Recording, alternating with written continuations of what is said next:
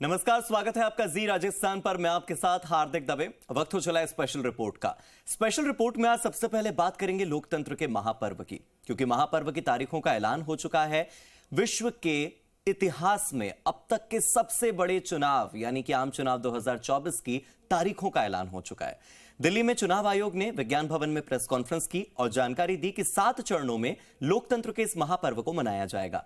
चुनाव आयोग को लेकर अब क्या क्या तैयारियों की बातें सामने आ रही हैं, चुनाव आयोग ने इस बार के इलेक्शन को खास बनाने के लिए क्या क्या खास तैयारियां की हैं और इस बार के जो आंकड़े हैं वो क्या कहते हैं, आपको एक रिपोर्ट के माध्यम से दिखाते हैं। देखिए, पहले बीआरएस की महालूट और अब कांग्रेस की बुरी नजर, ये वैसे ही हालत है जैसे कि कुएं से निकले खाई में गिरे।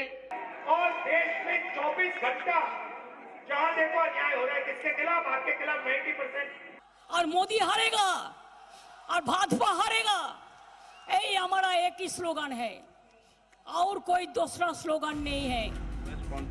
देश के सबसे बड़े पर्व की तारीखों के ऐलान के साथ ही चुनावी संग्राम की उल्टी गिनती अब शुरू हो चुकी है। 7 चरण में विश्व के सबसे बड़े लोकतांत्रिक पर्व का ऐलान हो चुका है। आपके टीवी स्क्रीन पर सभी 7 चरण की तारीखें दिख रही हैं। पहला चरण 19 अप्रैल, दूसरा चरण 26 अप्रैल, तीसरा चरण 7 मई, चौथा चरण 13 मई, पांचवा चरण 20 मई, छठवां चरण 25 मई और 7वां चरण 1 जून को होगा। और उसके ठीक 3 दिन बाद 4 जून को तय होगा कि अब की बार 400 पार या फिर इंडिया की धार, इंडिया का प्रहार। लोकतंत्र के इस महासमर में अपने वोट की आहुति डालने के लिए करीब 97 करोड़ मतदाता तैयार हैं, जिनमें करीब 50% पुरुष हैं तो 47% महिलाएं हैं। इन वोटर्स में करीब 1 करोड़ 80 लाख मतदाता पहली बार अपना नेता चुनने के लिए वोट डालेंगे। सुरक्षा के मद्देनजर 22 राज्यों में 1 चरण में तो उत्तर प्रदेश, बिहार और पश्चिम बंगाल में 7 चरणों में चुनाव रखे गए हैं। दिल्ली में 6ठे चरण में चुनाव होगा।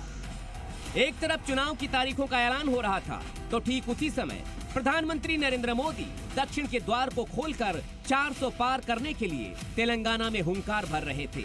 तो वहीं अपनी न्याय यात्रा के आखिरी दिन राहुल गांधी ने अपने चिरपरिचित अंदाज में मोदी सरकार पर जुबानी बाण चलाए। तेलंगाना भी कह रहा है तीसरी बार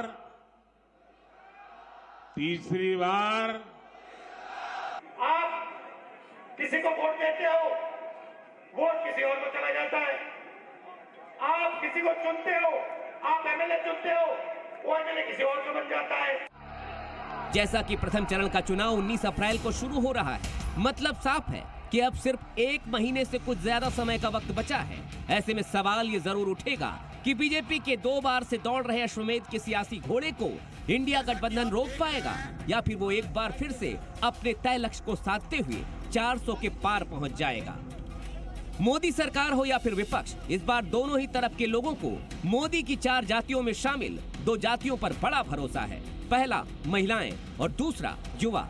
इन दोनों का जोड़ किसी भी वक्त चुनाव का माहौल बदल सकता है। तो दूसरी तरफ जनता के सामने दोनों ही तरफ के दल भ्रष्टाचार और विकास के मुद्दे को लेकर भी वोट मांगने जाएंगे। इसमें विपक्ष मोदी के भ्रष्टाचार विरोधी अभियान की काट कैसे निकालेगा वो देखना होगा, क्योंकि चुनाव तारीखों के ऐलान से ठीक पहले के चंद्रशेखर राव की बेटी के कविता दिल्ली शराब नीति में घोटाले के आरोपों में गिरफ्तार हो चुकी हैं।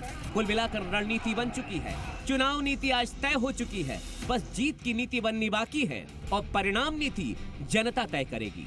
ब्यूरो रिपोर्ट, जी मीडिया।